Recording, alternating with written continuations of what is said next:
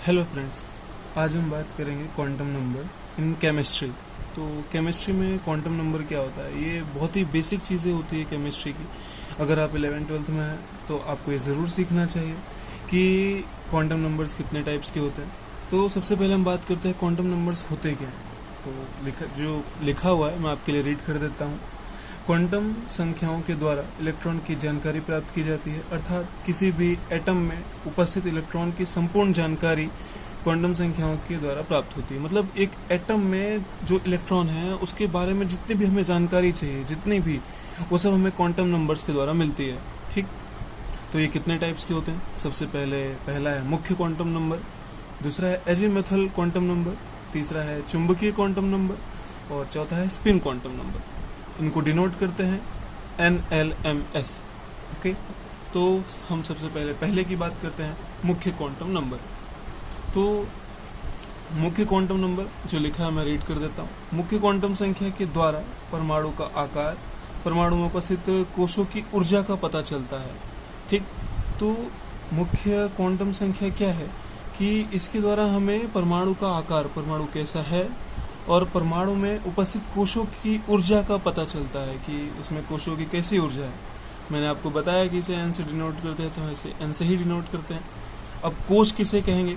कोश मतलब जैसे ये नाभिक है और इसके आसपास जितने भी इलेक्ट्रॉन्स जिस कक्षा में चक्कर लगाते हैं, ये सब उसके कोश है। जैसे N=1 तो सबसे पास वाला कोश, N=2 तो सबसे उसके बाद वाला कोश, 3 उसके बाद, और इन कोशों के नाम कैसे देंगे? KLMNO।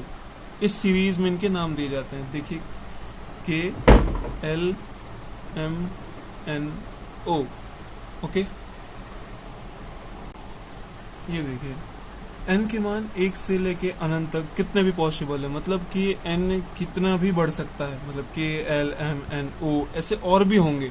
हमें हमारे सिलेबस में O तक ही है, बाकी बहुत सारे होंगे। तो एक यहाँ लाइन लिखी हुई है, जैसे जैसे परमाणु में नाभिक से इलेक्ट्रॉन की दूरी बढ़ती है, मतलब जैसे नाभिक है उससे इलेक्ट्रॉन की दूरी बढ़ते जा रही है। पहले जो सबसे पहला वाला पास वाला कोष होगा, उसमें नाभिक में जो इलेक्ट्रॉन होंगे वो बहुत पास होगा नाभिक के। उसके बाद वाला उससे दूर होगा, उसके बाद वाला जो इलेक्ट्रॉन होगा उस नाभिक से दूर होगा। ऐसे ऐसे जैसे जैसे नाभिक से इलेक्ट्रॉनों की दूरी बढ़ती है ना, तो वैसे वैसे उस इलेक्ट्रॉन की ऊर्जा में भी वृद्धि होती है। अर्थात इसका कहने का मतलब है कि n का मान बढ़ने से ऊर्जा में भी बढ़ोतरी होती है। n मतलब कोश, जितने ज्यादा कोश की वैल्यू होगी, जैसे कोश की वैल्यू 5 है तो उसमें जो इलेक्ट्रॉन होंगे उसकी ऊर्जा सबसे ज्यादा होगी। ठीक, अभी कोश में उपस्थित कुल कक्षकों की संख्या n² से निकाली जाती है। कोश में उपस्थित कुल कक्षकों की संख्या n² से निकाली जाती है। ठीक, अब सबसे पहली बात है कक्षक क्या है। तो कक्षक यानी ऑर्बिटल, तो कक्षक उसे कहा जाता है, पहले मैं पढ़ देता हूँ। परमाणु में उपस्थित वह त्रिविम स्थान, त्रिविम मतलब 3 डायमेंशनल स्पेस, जहाँ पे इलेक्ट्रॉन के पाए जाने की संभावना सबसे ज्यादा होती है, उसे कक्षक कहते हैं। ठीक, मतलब परमाणु में जरूरी नहीं कि हर जगह परमाणु में इलेक्ट्रॉन हो। कोई एक ऐसी जगह होती है जहाँ बहुत सारे इलेक्ट्रॉन होते हैं, कोई एक ऐसी जगह होती है जहाँ नोड होता है, नोड यानी वहाँ इलेक्ट्रॉन नहीं होते। तो वो 3 डायमेंशनल स्पेस जहाँ पे इलेक्ट्रॉन पाए जाने की संभावना सबसे ज्यादा होती है, उसे कक्षक कहते हैं। तो कोश, कक्षक, उपकोश, इन सब में फर्क है। सबको आप एक ना समझे तो अच्छा है। ठीक, तो अभी यहाँ लिखा है एक कक्षक की अधिकतम इलेक्ट्रॉन करने की क्षमता 2 होती है। मैं आपको बताता हूँ कैसे। अतः एक कोश में उपस्थित इलेक्ट्रॉन की अधिकतम संख्या 2n² से ज्ञात करते हैं। इसे आप नोट कर ले कि कोश में उपस्थित अधिकतम इलेक्ट्रॉनों की संख्या 2n² से ज्ञात करते हैं। अब कक्षक किसे कहेंगे? कक्षक अर्थात हम उसे मान के चलते हैं कि एक कोश है, उसमें कक्षक ऐसे बॉक्स वाइज है। ठीक, तो ऐसे भी कक्षक होते हैं और ऐसे भी कक्षक होते हैं और ऐसे भी होते हैं कक्षक। ठीक, अब जैसे एक बॉक्स वाला है, एक बॉक्स वाला जो कक्षक है उसे S, इसे S कहेंगे, इसे P कहेंगे, इसे D कहेंगे। तो जो इनका समूह है वो उपकोश कहा जाता है, लेकिन जो प्रॉपर एक एक बॉक्स है मैंने बनाया वो कक्षक है। मतलब ये बॉक्स है वो कक्षक है, ये एक एक बॉक्स वो कक्षक है, लेकिन इसका समूह, जैसे ये P उपकोश हुआ, P उपकोश में 3 होते हैं। मैं आपको बताऊंगा ये P उपकोश क्या है, D उपकोश भी क्या है, लेकिन अभी आप इतना याद रखें कि पी उपकोष में 3 कक्षक है, डी उपकोष में 5 कक्षक है और एस उपकोष में 1 ही कक्षक है। तो सबसे पहले ये कोष होता है, ये चीजें ये कोष है। फिर यहाँ पे अगर समूह बना दें तो ये एक उपकोष है, इसके अंदर एक बॉक्स वो कक्षक है। और ऐसे ही अब एक कोष में ऐसा एक उपकोष तो होगा नहीं, और भी उपकोष हो सकते हैं, ठीक। अब जैसा मैंने आपको बताया कि अधिकतम इलेक्ट्रॉन की संख्या 2n² से ज्ञात कर सकते हैं। तो मान लो कि n की वैल्यू 1 है, यानी पहले उपकोष है, उसमें कितने इलेक्ट्रॉन आएंगे, मतलब एक ही उसमें बॉक्स है तो उसमें 2 इलेक्ट्रॉन आएंगे, ठीक। अब अगर n बराबर दूसरा उपकोष है तो उसमें 8 इलेक्ट्रॉन आएंगे। ये भी मैं आपको आगे बताऊंगा कि 8 कैसे। आप सोच रहे होंगे कि दूसरा उपकोष है तो उसमें 2 डिब्बे होंगे, मतलब एक उपकोष में ऐसा, तो टोटल तो 4 ही हुए, लेकिन ऐसा नहीं है। आगे आपको मैं बताता हूँ ये 2n² का क्या है। अभी आप इतना याद रखें कि किसी भी एक कक्षक की अधिकतम इलेक्ट्रॉन की क्षमता तो 2 इलेक्ट्रॉन, मतलब एक कक्षक यानी एक बॉक्स है, ये एक बॉक्स है, इसमें अधिकतम आप 2 ही इलेक्ट्रॉन रख सकते हैं, इससे ज्यादा नहीं। लेकिन उपकोष जब आएंगे तो ऐसे तो और बॉक्स बने, तो मतलब हम देखा जाए तो और भी इलेक्ट्रॉन रख सकते हैं। इलेक्ट्रॉन भरते कैसे ये भी मैं आपको आगे बताता हूँ, लेकिन अभी आप इतना याद रखें। अब सेकंड, एजीमोथल क्वांटम नंबर, इसे द्विगशीय क्वांटम नंबर भी कहते हैं, इसे डिनोट करते हैं L से। इसमें हमें कक्षकों का आकार पता चलता है। इस क्वांटम नंबर से हमें कक्षकों के आकार से संबंधित है ये क्वांटम नंबर, ठीक। अब n के प्रत्येक मान के लिए L के संभावित मान 0 से लेके n-1 तक होते हैं। मतलब n क्या है, कोष है, कोष के प्रत्येक मान के लिए L के जो मान होंगे वो 0 से लेके n-1 तक होंगे। अब जैसे यहाँ पे कुछ एग्जांपल है, L बराबर 0 है तो उसे S उपकोष मैंने कहा था, इसे डिनोट, मतलब L की वैल्यू अगर 0 आती है वो S उपकोष आएगा। उसका फुल फॉर्म होता है शार, उसे गोल, वो गोल आकार का होता है, क्योंकि मैंने बताया इसमें उसके आकार से संबंधित है कक्षकों के। तो ये उपकोष जो है वो गोल है। फिर L की वैल्यू जब 1 होगी तो P उपकोष होगा, ये आप याद रखिए। जब L की वैल्यू 0 है तो P, 1 है तो जब L की वैल्यू 0 है तो S, L की वैल्यू 1 है तो P, L की वैल्यू 2 है तो D, L की वैल्यू 3 है तो F, L की वैल्यू 4 है तो G। इनके फुल फॉर्म भी इधर लिखे हैं, शार्प, प्रिंसिपल, डिफ्यूज्ड, ठीक, फंडामेंटल, हिंदी में डबल डम्बल, जटिल, ऐसा। अब आइए थोड़ा और आगे बढ़ते हैं। अब मैंने कहा कि n के प्रत्येक मान के लिए L के संबंधित मान 0 से लेके n-1 तक होते हैं। तो अब देखिए n की वैल्यू मैंने 1 ली, तो मैंने क्या कहा, पहला कोष हुआ है, ये तो आप समझ में आया कि n की वैल्यू 1 है तो पहला कोष होगा। अब मैंने क्या कहा कि L की वैल्यू 0 से स्टार्ट करेंगे, मतलब उसका जो रेंज होगा वो 0 से लेके n-1, मतलब इस एक से एक कम, मतलब इसके लिए तो 0 ही होगा। तो L की वैल्यू जब भी 0 होगी, याद रखे वो S उपकोष होगा, ठीक। अब S उपकोष मतलब ओनली दिस, ठीक। n की वैल्यू 2 लेते हैं, आपको ज्यादा अच्छे समझ में आएगा। n की वैल्यू जब 2 ली तो 2 यानी सेकेंड कोष है। अब सेकेंड कोष में L की वैल्यू क्या होगी, तो मैंने कहा 0 से n-1, तो पहली 0 होगी, दूसरी n-1, अब यहाँ n की वैल्यू 2 रख दे तो 2-1 यानी 1। तो मतलब L की 2 वैल्यू आई, 0 से स्टार्ट किया, याद रखना, मैं वहां लिखा है, मतलब याद रखना यहाँ लिखा है साफ साफ, L के संबंधित मान 0 से n-1 तक होंगे। तो हम 0 से ही शुरू करेंगे। अब जैसे n की वैल्यू 3 है तो सबसे पहले 0 ही लो, सबसे पहले 0 रखो, तो एक तो S होगा ही होगा, दूसरा n-2 रखो तो 1 आएगा, तीसरा n-1 रखो, हमें फाइनली n-1 पे ही आना है, मतलब n-2 लेंगे फिर n-1 लेंगे, तो n-2 यानी क्या, 3-2 यानी 1, फिर n- यानी 3-1 यानी 2। तो कौन कौन से मान आए, 0, 1, 2, समझ में आया। एक और देख लेते हैं, n की वैल्यू 4 है तो 4 चौथा कोष होगा, इसमें 0 से लेके कहाँ तक आएगा, 0, 1, 2, 3, मतलब देखा जाए तो एक कमी होगा हर बार। 5 लेंगे तो 0, 1, 2, 3, 4, 6 लेंगे तो 0, 1, 2, 3, 4, 5, ठीक। अब इसके नाम मैंने आपको यहाँ दिखाया कि L की वैल्यू अगर 0 है तो S उपकोष, L की वैल्यू 1 है तो P उपकोष, L की वैल्यू 2 है तो D उपकोष। ऐसे आपको ये चीजें याद होनी चाहिए कंपलसरी। अब ये आकार जो गोल है, डबल डम्बल है, जटिल है, ये मैं आपको आगे दिखाऊंगा। अब एक ही एग्जांपल है, ये एक नाभिक है, अलग अलग हमने कोश बनाए हुए हैं। आप देखिए n बराबर 1 कोश, n बराबर 2 कोश, n बराबर 3 कोश। अब पहले कोश में 1s हमने पहला उपकोश है, पहला कोश है तो उसमें 1 उपकोश रखा। दूसरा है तो उसमें हम कौन कौन सा रख सकते हैं, 2s 2p। अब इसमें से ऊर्जा का क्रम क्या है, किसकी ऊर्जा ज्यादा होगी। अब अगर देखा जाए तो 2s से बड़ा 2p होगा, फिर उससे भी बड़ा 3s होगा, उससे भी बड़ा 4s होगा, सॉरी 3d होगा। मतलब spdf जो भी है, spdf ये उन उपकोशों में सबसे अधिक ऊर्जा किसकी होगी, f उपकोश की सबसे अधिक ऊर्जा होगी। ठीक है, तो आप ऐसे समझे 2s और 2p में सबसे अधिक ऊर्जा किसकी होगी, 2p की। तीसरे उपकोश के लिए इनमें से सबसे ज्यादा अधिक ऊर्जा किसकी होगी, क्योंकि ये 3s भी है 3p भी है, इसमें 3d भी है, तो इसमें सबसे अधिक ऊर्जा 3d की होगी, इसमें सबसे अधिक ऊर्जा 4f की होगी। मतलब जैसे जैसे इतना आप खाली याद रखें कि spdf आए तो सबसे अधिक ऊर्जा किसकी होगी, f वाले की। ठीक, लेकिन यहाँ नोट करने वाली बात यह भी है कि जैसे जैसे कोशों की संख्या बढ़ती है वैसे वैसे उनकी ऊर्जा भी बढ़ती है। मैंने आपको बताया था इलेक्ट्रॉनों की ऊर्जा बढ़ती है ना।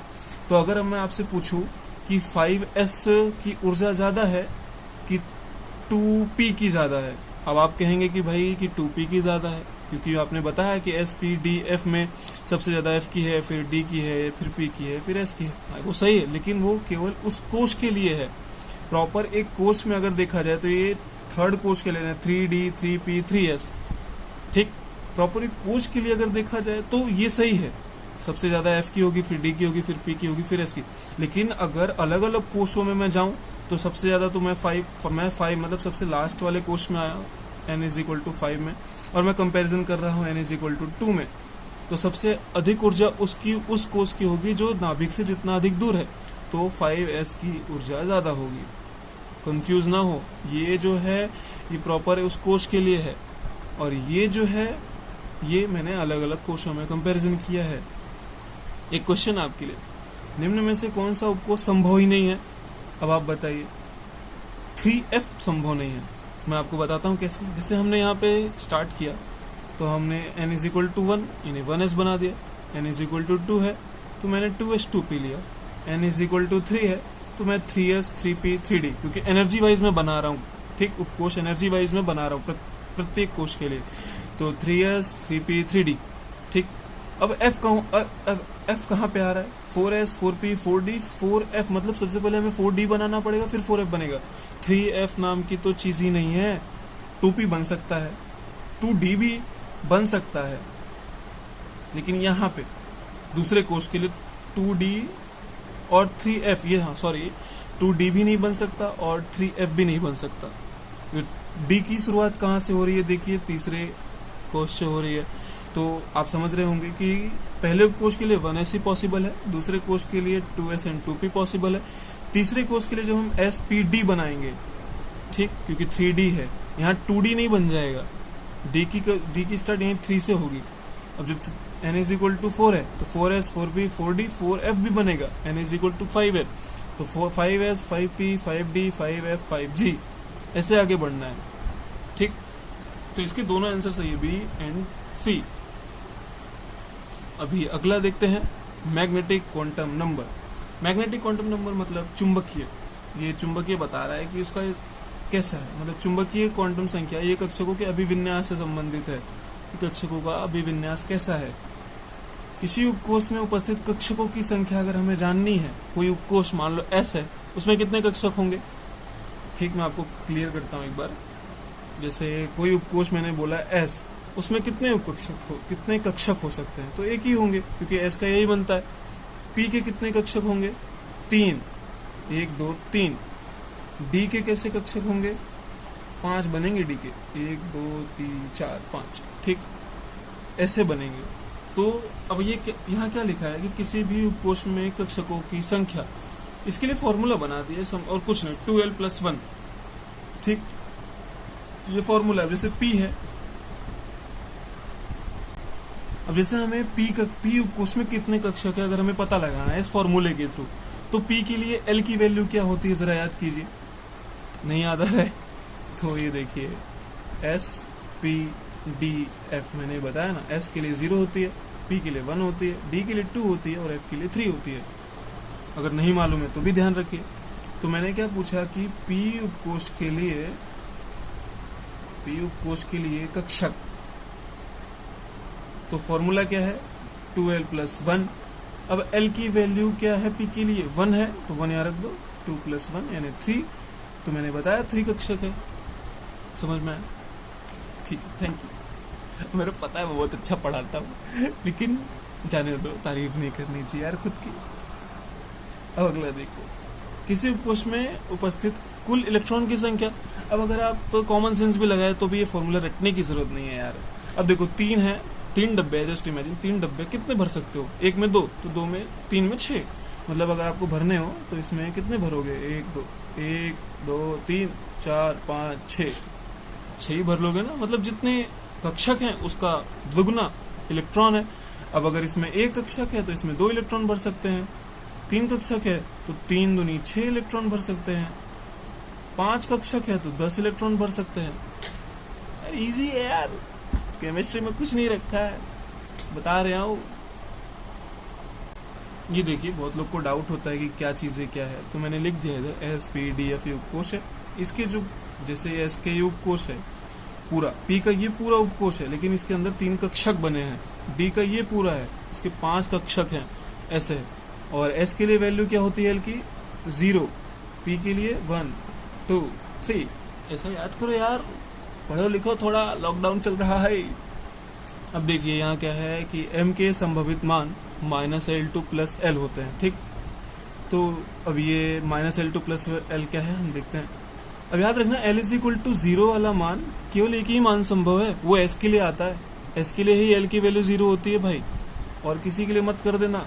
यहाँ लिखा है अतः S उपकोष में कक्षक एक ही कक्षक उपस्थित होता है, इसलिए S के जो उपकोष की क्षमता है केवल 2 है। मतलब उसमें हम 2 इलेक्ट्रॉन भर सकते हैं। देखिए S का ये है, एक ही उपकोष है, मतलब डब्बा ही एक ही है। इसके पास कितने इलेक्ट्रॉन भर लोगे? 1 2 हो गया। इसके पास भी एक कक्षक, तो देखा जाए तो इसके पास 3 कक्षक है, 1 2 3। उपकोष तो एक ही है, कंफ्यूज ना हो। ये उपकोष है, ये उपकोष है, मतलब ये पूरा उपकोष है, लेकिन इसका एक एक बॉक्स जो है वो कक्षक है। तो इसमें हम कितने भरेंगे? 1 2 3 4 5 6। पल्ले पड़ा है ना। अब देखिए ये PX PY PZ क्या है, ये मैं आपको जब आकार दिखाऊंगा ना इसके, तो आपको समझ में गिरेगा, ऐसे नहीं पल्ले पड़ेगा, ठीक। तो मैंने इसमें दिखाया, आपको बताया कि M के संभावित मान -L2 + L होते हैं, ठीक। तो S के लिए तो 0 ही होगा, वो फिक्स कर दिया हमने। अब L की वैल्यू जब 1 है तो मैंने क्या बताया आपको, क्या होंगे M के मान। M मतलब हम मैग्नेटिक वाला पढ़ रहे हैं, याद रखना, चुंबकीय, ठीक। तो -1 से +1 तक जाएंगे। ये देखिए -1 से +1, तो -1 0 1, ठीक, यानी PX PY PZ। तो ये इसके M की वैल्यू है, मतलब इस कक्षक के लिए इसके लिए -1 होगा, इसके लिए 0 होगा, इसके लिए +1 होगा। ये हम उल्टा भी कर सकते, जरूरी नहीं है कि यार मैं जो लिखूँ वही सही है, ठीक। कई जगह कई बुकों में उल्टा भी लिखा हुआ, क्या फर्क पड़ता है, आप पढ़ो जो पढ़ना है, पढ़ने से मतलब है। अतः P उपकोष में 3 कक्षक उपस्थित है, ठीक। मैंने बताया ना, ये P उपकोष है, ये P उपकोष है, इसमें 3 कक्षक उपस्थित है तथा इनकी इलेक्ट्रॉन क्षमता कितनी है? 6। हर सब में 2 2 भर दो यार, 6 आ जाएंगे। एक और देखते हैं, L = 2। इसके लिए M की वैल्यू 5 कैसे डिसाइड हुई? देखिए, तो मैंने क्या कहा कि M की वैल्यू -2 से, मतलब -L से +L तक जाएगी। तो -2 से +2 तक जाएंगे, तो -2 -1 0 1 2, तीनों कितना हुआ? 1 2 3 4 5। पल्ले पड़ा। तो देखिए 0 को बीच में रखा, हम ज्यादातर वैसे ही करते हैं, हर जगह यही लिखा है, तो मैं आपको यही बता रहा हूँ। तो 0 यहाँ रखेंगे, इधर से 1 2, इधर से -1 -2, ठीक। अब आप यहाँ 0 रख दोगे तो -1 -2 तो पीछे ही रहेंगे ना इसके, वो कहाँ रखोगे, इसलिए ऐसे रखा है। इसके भी नाम है DXY DXZ DZY DX2 DZ2, ठीक। ये भी कैसे है मैं आपको आगे बताऊंगा, बस थोड़ा वेट करो। अतः D उपकोष में 5 कक्षक उपस्थित हैं तथा इनकी इलेक्ट्रॉन क्षमता 10 है। मतलब हम इसमें 2 2 2 2 यानी 2 अर्थात 5 भर सकते हैं।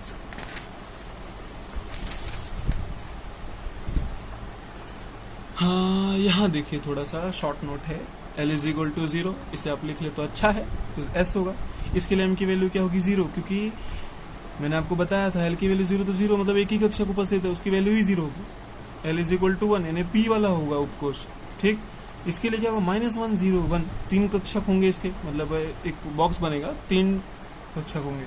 ऐसे 2 के लिए, ऐसे 3 के लिए, इसके 5 कक्षक बनेंगे, इसके 7 कक्षक बनेंगे। एक थोड़ा स्पेशल रूट है, स्टार मार लियो। इसमें लिखा है एक उपकोष में उपस्थित सभी कक्षकों की ऊर्जा समान होती है। याद रखना भैया, ऊर्जा समान होती है। मतलब अगर आपसे कोई पूछे कि मान लीजिए हम पी कक्षक लेते तो छोटा पड़ता है बनाने में ना, इसलिए मैं यही लेता हूँ। ऐसा नहीं कि मेरे को आता नहीं डी वाला, मेरे को डी वाला भी आता है। तो मैंने क्या कहा, पढ़िए पहले, कि एक उपकोष में उपस्थित सभी कक्षकों की ऊर्जा समान होती है। ठीक, तो इस प्रकार के कक्षकों को संकृष्टता कहते हैं। नहीं पढ़ने आ रहा तो आप इंग्लिश में सर्च कर लेना संकृष्टता क्या होती है, बाकी संकृष्टता ही कहते हैं इसे। ठीक, तो मैंने क्या बोला, एक उपकोष में उपस्थित सभी कक्षकों की ऊर्जा समान होती है। तो हम बताते हैं कैसे। तो मैंने क्या कहा, ये px है, ये py है, ये pz है। मैं आपको बताऊंगा क्या है ये, अभी आप इतना याद रखें। अगर हमें मालूम करना है इनमें से किसकी ऊर्जा ज्यादा है, हम तो ऊर्जा की कंपैरिजन अभी तक पोस्ट में कर रहे थे। 5G मतलब ऐसे कर रहे थे ना, 4s बड़ा है कि 4p बड़ा है, बताओ तो क्या बड़ा है, किसकी ऊर्जा ज्यादा है, बताओ क्या करो। सही पकड़े हैं, 4p की ऊर्जा ज्यादा है क्योंकि एक ही कोष के हैं, तो उसको छोड़िए। तो यहाँ पे इसका कहने का मतलब है px is equal to py is equal to pz, यानी तीनों की ही ऊर्जा समान है। याद रखना, ये मत जोड़ देना जेड में, बहुत लोग जोड़ देना एक्स वाई जेड, यानी मतलब एक्स छोटा है वाई बड़ा है, ऐसा थोड़ी। एक ही उपकोष है, उसमें तीनों कक्षकों की ऊर्जा समान होती है, याद रखना भाई। तो अब लास्ट, मैं थक गया बोल बोल के, स्पिन क्वांटम नंबर। स्पिन मतलब कि इलेक्ट्रॉन प्लस में है माइनस में। जैसे मैं अभी तक आप देख रहे होंगे मैं कैसे इलेक्ट्रॉन भर रहा था, एक बार ऐसे भर रहा था, फिर एक बार ऐसे भर रहा था, तो यही है स्पिन, उल्टा सीधा। यहाँ देखिए, नाभिक के चारों ओर घूमते हुए इलेक्ट्रॉन अपनी स्वयं की अक्ष पर भी या तो क्लॉकवाइज या तो एंटी क्लॉकवाइज घूमते हैं। मतलब क्या बोल रहा है कि नाभिक के चारों ओर जो इलेक्ट्रॉन है वो अपने अक्ष पर भी या तो क्लॉकवाइज घूम रहे हैं, या तो क्लॉकवाइज घूम रहे हैं, या तो एंटी क्लॉकवाइज घूम रहे हैं। सॉरी, ये एंटिक है, ये क्लॉक है, तो ऐसे घूम रहे हैं। स्पिन क्वांटम नंबर इलेक्ट्रॉन को अपनी अक्ष पर चक्रण की दिशा को प्रदर्शित करता है। वो बताता है कि कौन सा इलेक्ट्रॉन कैसे घूम रहा है, मतलब वो प्लस में घूम रहा है, मतलब क्लॉकवाइज घूम रहा है कि एंटी क्लॉकवाइज घूम रहा है, +1/2 या -1/2, ये उसकी वैल्यू हमने निर्धारित की है। या ऐसे घूम रहा है कि ऐसे घूम, प्रदर्शित करता है इसे ऐसे ऐसे ऐसे ऐसे भी प्रदर्शित करते हैं, कंपलसरी नहीं है, सॉरी, ऐसे भी। तो ये उसकी वैल्यू बताता है। ठीक, तो जैसे अभी एक इलेक्ट्रॉन है मानते हैं, तो इसमें एक ऐसे भरा एक ऐसे भरा, मतलब ये प्लस वाले को बता रहा है कि +1/2 है, ये -1/2 है। मानने का है, आप ये भी मान सकते हैं कि ये +1/2 है और वो -1/2 है, कुछ भी मान लो, बस इतना याद रखना, एक प्लस होता है एक माइनस होता है।